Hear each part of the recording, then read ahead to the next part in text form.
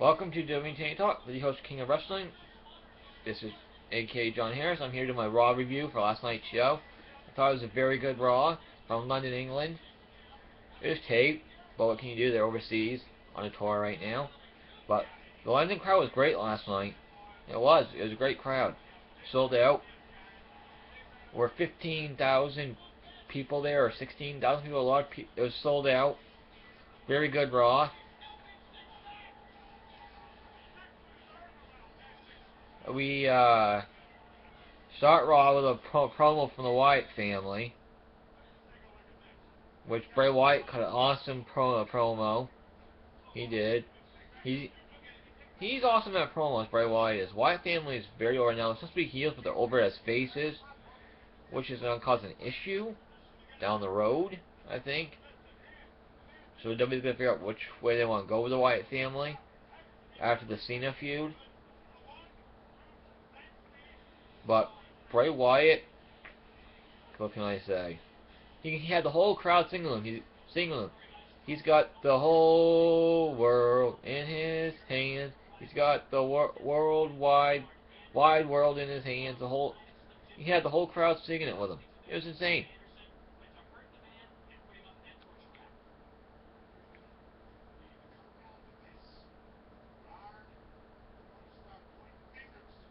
So Bray Wyatt's awesome at promos. He makes you the Wyatt family can be creepy as hell at times, which works for them very well. Well, yeah, the crowd singing with him. He gets more over week by week by week. They're supposed to be heels, but they're really faces. But what can you do? Cena came out while it nearly ended Bray Wyatt's promo, interrupted Bray Wyatt's promo. Cena's music hit. Harper and Rollins went up the ramp. Cena came from behind Wyatt and gave him the AA. Then ran through the ring up the ramp to get away from the other two. That's how we started Monday Night Raw. Very good start to Raw. We had a beat the clock challenge. 3 matches to see who will become the #1 contender for the Intercontinental Championship at Payback. Pay-per-view is coming up June 1st. We had Big E and Ryback in the first match. And Big E and Ryback. Big E beat Ryback in 5 minutes and 2 seconds. That was the time people at the next match had to beat. And it was a good match with Ryback and Big E, actually. It was an okay match, better than I thought it would be. They worked pretty good together. So you had RVD versus Del Rio in the next beat the clock challenge match. Rob Van Dam won in 4 minutes and 45 seconds or 48 seconds, whatever it was. He won when he rolled up Del Rio. That's actually a really good match with Del Rio and Van Dam. They work pretty good together. It's a very good match for those two. Rob Van Dam never went for the 5-star fog, so I think it was blocked once when he was trying to go for it. But it was a very good match between these two. The crowd was very good during this whole show. I heard it was edited, but what can you do? They edited out the CM Punk chants. Well, what can you do? You know. The third beat the clock match was Big E versus Ziggler versus Mark Henry. And they couldn't beat the clock. They couldn't beat the time. Well, it's a pretty good match with Ziggler and Henry, actually. Ziggler hit the zigzag at the end, but the clock expired before he could pin him, so Robert Dam's the #1 contender for the Intercontinental Championship. He'll face Barrett at Payback. Van Dam came out after this match to celebrate, and he went, "Rob Van Dam," and Barrett came from behind and hit him with the elbow and knocked him out. And this could be a good feud with these two. I'm looking forward to the match at Payback. Pretty sure Barrett will win and keep the Intercontinental title. Never know about that. I think he will. But beat the clock thing was good. See, they're finally putting some importance on the Intercontinental Championship finally, and the U.S. title. and finally making the mid-card titles important again, which I think is very good. I like it.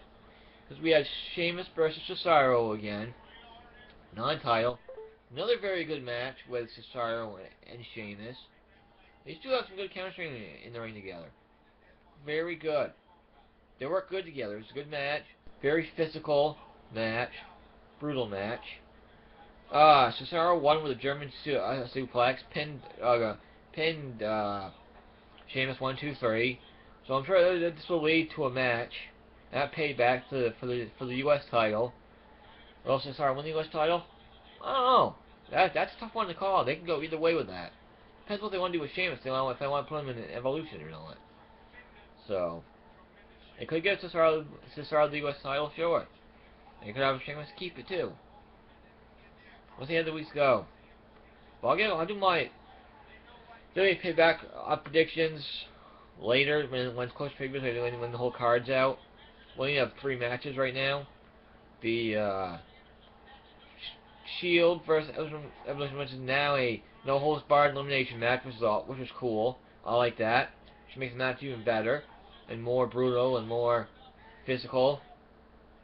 You have John Cena versus Bray Wyatt in a last man standing match. That should be pretty brutal too. Then you have Rob Van Dam versus Bad News Barrett for the Intercontinental Championship. I'm sure they're gonna add Paige and Alicia Fox to the Divas title. They had Paige versus Alicia Fox last night for the Divas in a match. Of course, Paige is from England, so you knew she was kind of gonna lose because they don't usually let people win when they're in their home state, town, or country. So pretty good Divas match here. Alicia Fox won. Pin Paige 1, 2, 3 clean. Lead to a match at Payback. I think it's a bridge to get to AJ Lee and Paige at Money in the Bank, I hope. So I don't see Paige dropping the title at Payback either. But we'll see if that match happens. Pretty good Divas match. I'm glad they're showcasing the Divas division a little more now, getting a little more time in the ring and having decent Divas matches now. We had Batista versus Seth Rollins, and Evolution and Rollins, Ambrose and Reigns supposed to be banned from ringside along with Evolution, but Triple H came out announced as a special ring announcer. Triple H made Randy Orton the special keeper. So Rollins gets the mic set. I have a little special guest of my own. Please welcome the guest commentators, Dean Ambrose and Roman Reigns. So that was cool. They were upping each other.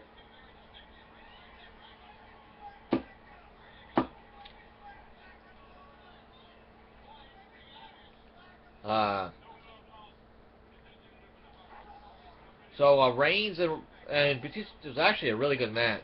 Very physical. Good match. Rollins flew out the ring, did his stuff. Did his stuff from top rope, did his moves. Batista hit the spine buster. Back and forth action.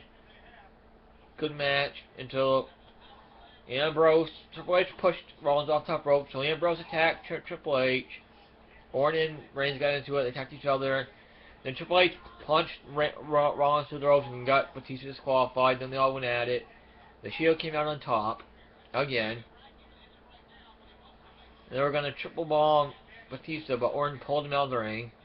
So this has been a very, very good feud. I like the feud. It's been very good. Since it's elimination at Payback, I can see Roman Reigns looking very, very strong in the match and getting the pinfall, leading to Triple H and Reigns later on. Because I think Batista's leaving after the Payback pay-per-view. So they don't keep Evolution together. They're going to add so many Evolution. I've heard there's talk about adding Sheamus to Evolution, because there's been a heel talk. But since Bryan's out, that might change now, because Bryan's out with injury, so be a good time for CM Punk to come back, but I doubt he will. I heard he's happy being retired, so the reports and rumors say. Don't really know though, but it'd be a good time for him to come back. I'm sure Vince will try and get him to come back if he can get a hold of him. He's marrying AJ Lee next month, Don't know when next month, but sometime next month. But this was a good match with Seth Rollins and Batista. Seth Rollins is a very talented wrestler. He will take risks. He reminds me of Jeff Hardy. He's different. He's developed different hair colors in the hair, but he's high flying, takes risks just like Jeff Hardy did. They're very similar in ways. But the main event was John Cena versus Luke Harper. This was a great match, Cena and Luke Harper. Back and forth action, a lot of close pinfalls between each other. Harper took it to Cena for a while, beat the hell out of Cena for a while. But at the end of the match, we saw Wyatt family get involved. We saw the Usos get involved. I think it's going to lead to the Usos defending the tag team titles against the Wyatt family. Harper and Rollins at Payback. And they could win the tag titles then, but I think it's very possible. But Bray Wyatt took out the Usos with Sister Abigail, like 5 seconds apart from each other. That was pretty cool, I gotta say. I like that. Then he hit Sister Abigail and John Cena. John Cena, Cena won by DQ. He hit Sister Abigail and John Cena in the ring. And they beat down John Cena in the ring floor. Then they took John Cena out of the ring, up the ramp. Rollins hit some kind of power slam on Cena on the ramp. And then at the top of the stage, Bray Wyatt hit Sister Abigail on the stage on Cena. I finally got started singing. He's got the whole world in his hands, and the Harper started counting 1, 2, 3, 4, 5, and counted to 10. Cena couldn't get it. Cena couldn't make the 10 count. And great ending to Raw. They're making the Wyatt family look very strong, which is good. They had Cena on top in the start of Raw, and Wyatt on top at the end of Raw. Very good. That was very good. Didn't make either one of them look weak at all. That's very good booking there, WWE. Great ending to Raw. I love the way they're going with the Wyatt family. Huge fan of the Wyatt family. Huge fan of the Shield. I like Paige. Raw was good last night. I liked it. I enjoyed it. I hope we had the Union Jacks. 3MB dressed up as the Union Jacks. You know, that is what it is. Rusev came out and took him out. Beat a Slater in a squash match. I don't know where they're going with Rusev. I don't know who they're gonna feud with him when he gets his first big feud. I don't know who that's gonna be. I don't know. It's gonna be interesting. See where they go with him. But my final thought is about the WWE World Heavyweight Championship. First, back to Stephanie McMahon. She came out during Raw. Almost forgot this. My bad. She said she's not going to strip Daniel Bryan of the WWE World Heavyweight Championship, but she wants Daniel Bryan to be at Raw next week to forfeit the WWE World Heavyweight Championship because that's what's best for business, according to Stephanie McMahon. Now she says they need an active WWE World Heavyweight Champion, which is kind of true, but it depends really how long Daniel Bryan's actually going to be out for. If he come back for July pay-per-view, then keep the title on him probably. But if he can't, they're going to need a champion for that pay-per-view. And Money in the Bank, for that matter. They kind of do. I don't want to see Daniel Bryan stripped of the WWE World Heavyweight Championship. I really don't. I love Daniel Bryan. Huge fan of his. I want him as champion, but you're kind of going to have an active champion.